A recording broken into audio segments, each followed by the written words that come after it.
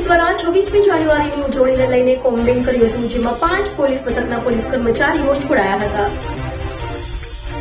26મી જાન્યુઆરી પ્રજાસત્તાક પર્વની સુરતમાં હર્ષોલ્લાસ સાથે ઉજવણી કરાઈ હતી. ત્યારે 26મી જાન્યુઆરીને લઈને વરાછા વિસ્તારમાં કોમ્બિંગનું આયોજન કરાયું હતું, જેમાં અલગ અલગ 5 પોલીસ મથકના પોલીસકર્મી જોડાયા હતા. વરાછાના જે વિસ્તારમાં પરપ્રાંતીય રહેતા હોય તે વિસ્તારમાં કોમ્બિંગ કરાયું હતું. અન્ય રાજ્યોમાંથી આવેલ લોકોનું પોલીસ સ્ટેશનમાં રજીસ્ટ્રેશન કરાવવું ફરજિયાત છે, ત્યારે મકાન માલિકોને રજીસ્ટ્રેશન કરાવવા સમજ આપવામાં આવી હતી. આ કોમ્બિંગમાં ડીસીપી, એસીપી, પીઆઈ સહિત પોલીસકર્મી જોડાયા હતા.